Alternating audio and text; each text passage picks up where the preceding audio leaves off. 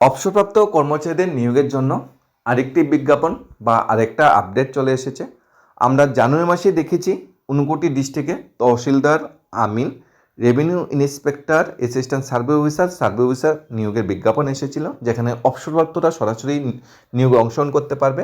এরপর আমরা ফেব্রুয়ারি মাসে প্রথম ভাগে দেখেছি ধলাই ডিস্ট্রিক্টের অধীনে আমিন, তহসিলদারের মতো গ্রুপ সি ক্যাটাগরি পোস্ট, যেগুলি ফিক্সড পেতে নিয়োগ করা যেত, ওই পোস্টগুলোতেও অবসরপ্রাপ্তদের প্রায়োরিটি দেওয়া হয়, অবসরপ্রাপ্তদের নিয়োগ করা হবে, এরকমই বিজ্ঞাপন এসেছে। পাশাপাশি ফেব্রুয়ারি মাসে আরেকটা আপডেট চলে এসেছে, নতুন আরেকটা চাকরি বিজ্ঞাপন চলে এসেছে, যেটাতে একমাত্র অবসরপ্রাপ্তরা অ্যাপ্লাই করতে পারবে এবং বেতনও প্রায় লক্ষ টাকার মানে বেতনে অবসরপ্রাপ্ত কর্মচারী নিয়োগের আরেকটা বড় সিদ্ধান্ত নিয়ে ফেলছে রাজ্য সরকার। সবগুলো সিদ্ধান্তই রাজ্য মন্ত্রিসভা থেকে পাস হয়ে যায়। রাজ্য মন্ত্রিসভা পারমিশন দিলেই বিভিন্ন দপ্তরগুলি অবসরপ্রাপ্ত কর্মচারীদের নিয়োগের বিজ্ঞাপন জারি করে বা নিয়োগের সিদ্ধান্ত নেয়। এখন দেখার বিষয়, এক এক করে যদি সমস্ত চাকরিতে যদি অবসরপ্রাপ্ত কর্মচারীদের প্রায়োরিটি দেওয়া হয় বা অবসরপ্রাপ্ত কর্মচারীদের যদি অগ্রাধিকার দেওয়া হয়, তাহলে ত্রিপুরার সাধারণ যে বেকার শ্রেণীর যে মানে ছাত্রছাত্রীরা আছে, চাকরি প্রার্থীরা আছে, তারা কোন দিকে যাবে, তারা কিসের দাবিতে সরকারের সাথে থাকবে, কিসের দাবিতে বর্তমান সরকারকে সমর্থন করবে, সেটা বড় কোশ্চেন হয়ে দাঁড়িয়েছে। এখানে যে আপডেটটা উঠে এসেছে, আবার বেকার ঠকিয়ে এক অবসরপ্রাপ্ত উদ্যান আধিকারিকের নিয়োগের ঘিরে রাজ্যবাসী বিজেপি সরকারের বিরুদ্ধে তীব্র সমালোচনা হচ্ছে।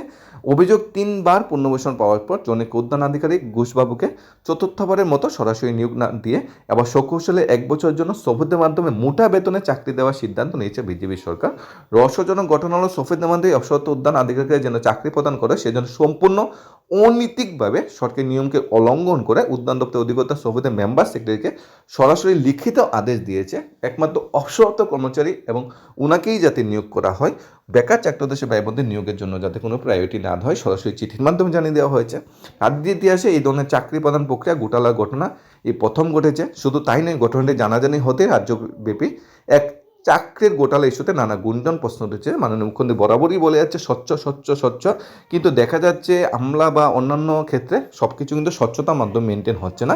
বিশেষ করে অবসরপ্রাপ্তদের চাকরি প্রদানের ক্ষেত্রে রাজ্য সরকার এক একটা সিদ্ধান্ত কিন্তু বর্তমানে বেকার চাকরিদেশে ভাই বোনদের মধ্যে কিন্তু অসন্তুষ্টির সৃষ্টি করছে। শুধু তাই নয়, ঘটনাটি জানাজানি হতে ঘোটালার একটা গন্ধ পাওয়া যাচ্ছে। প্রশ্ন হচ্ছে, কেনই বা দপ্তরের অধিকর্তা সরাসরি অবসরপ্রাপ্ত উদ্যান আধিকারিককে চাকরি প্রদানের জন্য দ্য সোসাইটি ফর এন্টারপ্রেনিউরশিপ ডেভেলপমেন্টকে সুপারিশ করেছে? তার পিছনে কী রহস্য লুকানো হয়েছে তা তদন্ত করছে, কার্যকরী ব্যবস্থা গ্রহণের দাবি জানিয়েছে।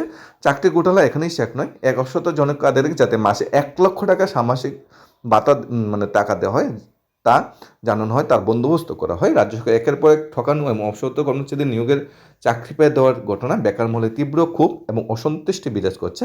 কেননা রাজধানী ইন্দ্রনগরে আইটিআই রস্থিত the society for entrepreneurship development যেটা আছে মাধ্যমে নিয়োগ প্রক্রিয়া, যা সফেদের মাধ্যমে নিয়োগ প্রক্রিয়া নিয়ে রাজ্যব্যাপী ক্ষোভ এবং সমালোচনার জ্বর। এখানে যে কোনো পদে চাকরি ক্ষেত্রে আগে প্রথমে সফেদের মাধ্যমে বিজ্ঞাপন জারি করে, বিজ্ঞাপনে মূল আবেদন সংগ্রহ করা হয়, এরপর লিখিত পরীক্ষা ফলাফল প্রকাশ এই প্রকাশিত ফলাফলের ভিত্তি করে মেধাবীদের সংশ্লিষ্ট দপ্তরে চাকরির সুপারিশ করে সফেদ। 11 মাস চুক্তিতে নিয়োগের জন্য সফেদের মাধ্যমে এটাই নিয়ম। বিস্ময় ঘটনা হলো, এক্ষেত্রে কোনো ইন্টারভিউ হবে না, কোনো লিখিত পরীক্ষা হবে, সরাসরি নিয়োগ হয়ে যাবে এবং বেতন 1 লক্ষ টাকা দিতে হবে।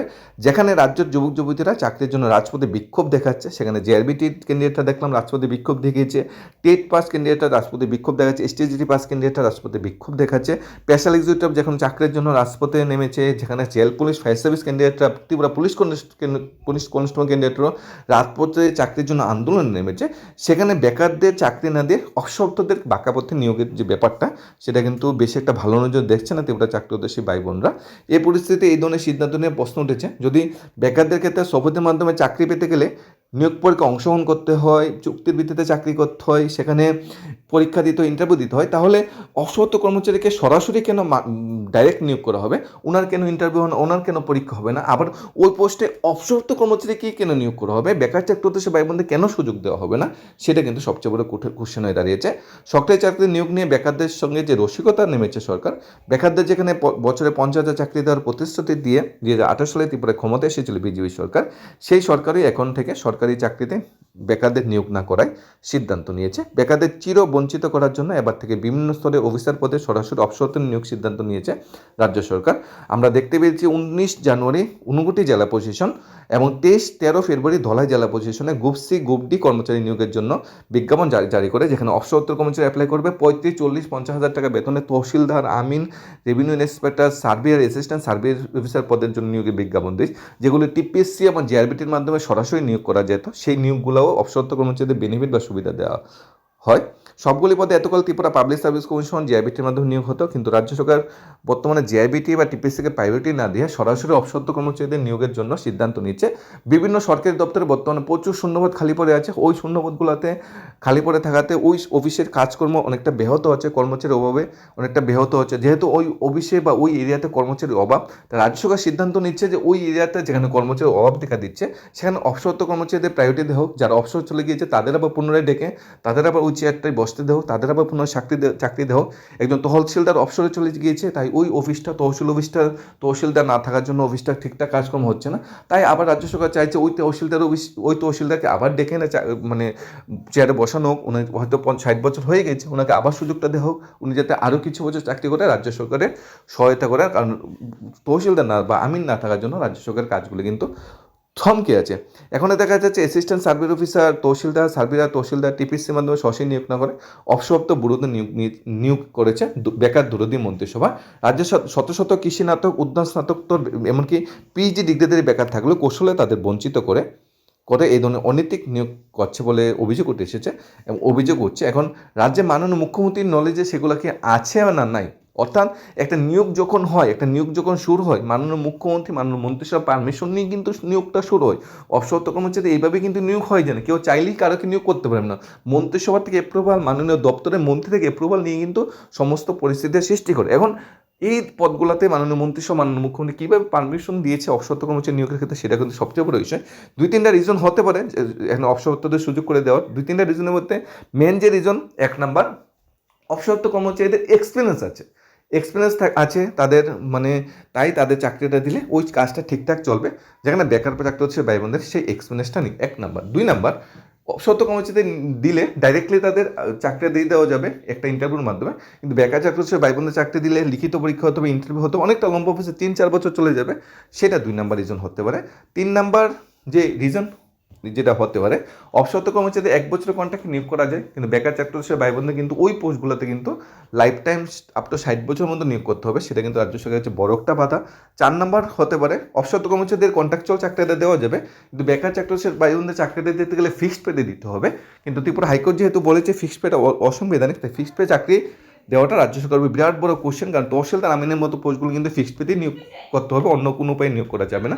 তা রাজ্য সরকার এই ফিক্সড পে বেড়াজাল থেকে বেরিয়ে যেতে হয়তো এই ধরনের সিদ্ধান্ত নিচ্ছে। যাই হোক, যে ধরনের সিদ্ধান্ত নিয়ে থাকুক, এই বেকার ঠকে অবসরপ্রাপ্ত অফিসারদের বা অবসরপ্রাপ্ত কর্মচারী নিয়োগের যে সিদ্ধান্তগুলো রাজ্য সরকার একের পর এক নিচ্ছে, এটা কিন্তু সত্যিই কিন্তু বেকার চাকরি হচ্ছে ভাই বোনদের মনে কিন্তু খুব এবং সমালোচনার ঝড় সৃষ্টি করেছে। কারণ প্রতি মাসে, জানুয়ারি মাসে একটা বিজ্ঞাপন আসলো অবসরপ্রাপ্ত কর্মচারী অ্যাপ্লাই করবে, ফেব্রুয়ারি মাসে একটা 2টা বিজ্ঞাপন আসলো অবসরপ্রাপ্ত কর্মচারী অ্যাপ্লাই করবে, সেমন মার্চ মাসে, এপ্রিল, মে, জুন, এইভাবে যদি প্রতি মাসে অবসরপ্রাপ্ত কর্মচারী নিয়োগের বিজ্ঞাপন আসতে থাকে, তাহলে বেকার চাকরি হচ্ছে ভাই বোনদের চাকরির সুযোগটা কোথায় থেকে পাবে? জিআইবিটি 2020 সালে সবাই অ্যাপ্লাই করেছিল, আজকে 6 বছর 5 বছর হয়ে গেছে, জিআইবিটি 2 আসছে না। সেই নিয়োগটা কবে হবে? নাকি জিআইবিটি 2 যে পোস্টগুলো আসার কথা সেগুলিও কি এভাবে অবসরপ্রাপ্ত কর্মচারীদের সুযোগ সুবিধা বা পায়ে দেওয়ার রাস্তা তৈরি করা হবে? সেটাও কিন্তু সবার মনে মনে বাসা বাঁধতে শুরু করেছে। যাই আমরা আশা করবো মাননীয় মুখ্যমন্ত্রী, মাননীয় মন্ত্রিসভার কাছে অনুরোধ করবো, অ্যাটলিস্ট অবসরপ্রাপ্ত কর্মচারীদের পাশাপাশি বেকার চাকরি হতে ভাই বোনদের কথাও চিন্তা করো, তাদেরও চাকরির দরজাটা খুলে দেওয়া হোক, যাতে আরেকটা জিআইবিটি 2 রিক্রুটমেন্ট শুরু হোক, যাতে চাকরি হতে ভাই বোনরা নিজের যোগ্যতা যাচাই করে নিজের যোগ্যতা অনুযায়ী যাতে নিজের মতো করে একটা চাকরি আদায় করতে পারে কম্পিটিশনের মাধ্যমে, স্বচ্ছতার মাধ্যমে, সেটা রাজ্য সরকারের কাছে মেন বা উপযুক্ত দাবি থাকবে। আর অবসরপ্রাপ্ত কর্মচারীদের নিয়োগের যে ব্যাপারটা সেটা পুরোপুরি বন্ধ করে দেওয়া হোক, কারণ অবসরপ্রাপ্ত কর্মচারী চাকরি থেকে যাওয়ার পর পেনশন বা অন্যান্য গ্র্যাজুইটি, লিভ স্যালারি, কোএফিসিয়েন্টের সমস্ত সুবিধা বা বেনিফিট পাচ্ছে, এখানে বেকার চাকরি হচ্ছে ভাই বোনরা কিন্তু তার একটাও পাচ্ছে না। তাই প্রায়োরিটি বেসিকে বেকার চাকরি হচ্ছে ভাই বোনদের সুযোগটা আগে দেওয়া হোক, অবসরপ্রাপ্ত কর্মচারীদের সুযোগটা সেকেন্ডে বা দ্বিতীয় স্থানে রাখা হোক। যদি কোনো বেকার চাকরি হচ্ছে ভাই বোনরা চাকরি করতে না চায়, তাহলে যাতে অবসরপ্রাপ্ত কর্মচারীদের সুযোগটা দেওয়া হয়, যেখানে বেকারের সংখ্যা লক্ষ লক্ষ, সেখানে তাদের ঠকে অসৎ কর্মচারীদের নিয়োগ করাটা সত্যি নিন্দনীয়।